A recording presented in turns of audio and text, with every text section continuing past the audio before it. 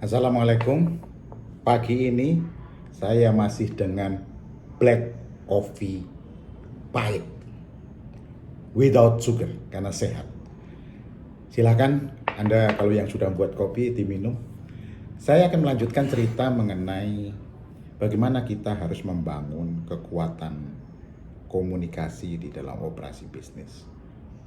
Kalau kemarin saya sudah bicara menceritakan mengenai gaya komunikasi otokratik sebagai alat untuk membangun kekuatan komunikasi. Hari ini saya akan bercerita kembali untuk melengkapi Anda membangun kekuatan komunikasi dengan gaya komunikasi demokratik. Otokratik maupun demokratik, dua-duanya bagus, tergantung situasinya, tergantung kepada siapa kita bicara. Kepada siapa democratic communication style atau gaya komunikasi itu mau dipakai? Pertama, kepada orang yang telah memiliki kemampuan kerja. Ingat, kemampuan kerja. Yang kedua, kepada orang yang sudah sering berhasil bekerja dan motivasinya tinggi. Karena apa? Strategi demokrasi ini, autokratik atau demokratik ini adalah bagaimana mengeksplorasi dan bagaimana mengencourage seseorang. Nah, jadi tapi belum tentu baik juga kalau pemakaian salah. Kalau ini dipakai kepada orang yang belum memiliki kemampuan kerja, nggak bisa, nggak berfungsi.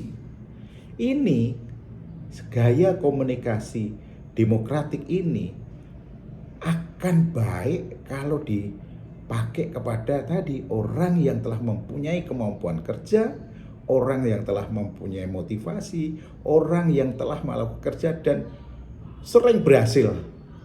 Itu baru tepat. Kepada teman atau anak buah, anggota tim yang belum ada kemampuan kerja dengan gaya demokratik ini nggak jalan, nggak akan terjadi two-way communication. Makanya kemarin di dalam autokratik style gaya komunikasi autokratik, saya ceritakan bahwa dia akan berfungsi kalau kepada orang yang belum mempunyai kemampuan kerja. Jadi sudah ada bedanya yang konkret bahwa kalau autokratik dipakai kepada orang yang belum mampu kerja, orang yang tidak selalu berhasil, orang yang malas, orang yang kurang disiplin. Yang gaya demokratik dipakai kepada orang yang telah mempunyai kemampuan kerja, sering berhasil, melakukan tugas dengan sempurna. Nah, bagaimana caranya? Caranya adalah Anda tetap harus persiapkan skenario-nya dulu sebelum Anda bertemu dengan anggota tim atau anak buah atau teman dengan posisi memiliki kemampuan kerja, sering berhasil, motivasinya tinggi. Apa yang harus Anda lakukan? Persiapkan. Pertama, Anda harus bikin skenario pertama. Panggil dia, topik pekerjaannya apa, yang fokus, yang spesifik. Ajak diskusi. Tanyakan apa yang dilakukan,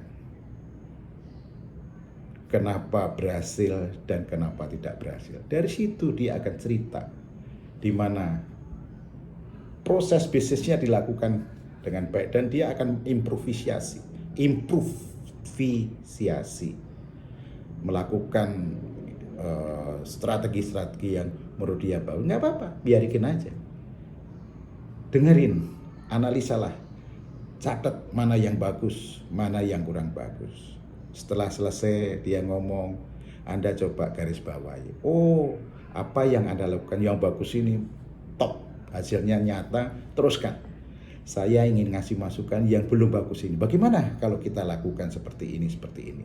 Detail, apa yang harus dilakukan, di mana dilakukan, kemana dilakukan, kepada siapa dilakukan, dan caranya Anda diskusikan. Dan libatkan mereka untuk mengambil suatu perencanaan strategis operation sehingga dia bisa melakukan dengan sepenuh hatinya. libatkan juga di dalam diskusi itu untuk bersama-sama mengambil sebuah keputusan. Namanya demokratik. Demokratik komunikasi itu bersama-sama mengambil suatu keputusan berdasarkan analisa, berdasarkan langkah-langkah yang konkret dan strategik bisa dilakukan.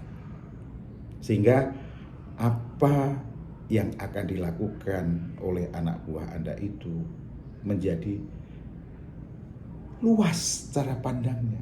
Dia punya masukan-masukan untuk berimprovisasinya lebih oke. Dan yang paling penting adalah meningkatkan kembali motivasi yang tadinya ada motivasi tinggi agak turun. Dia kembangkan lagi motivasi. Dengan apa? Gaya komunikasi demokratik. Jadi, sahabat, gaya komunikasi demokratik sebutnya adalah keterlibatan untuk Anda memberikan advising kepada anak buah Anda memberikan mentoring kepada anak buah Anda memberikan tantangan kepada anak buah Anda. Dan sebenarnya konklusinya dengan gaya komunikasi demokratik ini, Anda memberikan motivasi yang lebih jos kepada anak buah Anda.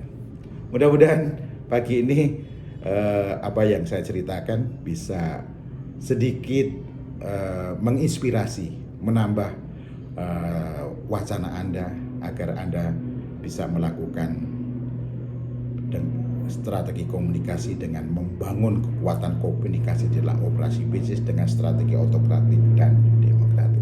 Saya kira itu. Sampai ketemu besok. Assalamualaikum. Sambil minum kopi dulu ya. Sambil minum kopi. Assalamualaikum.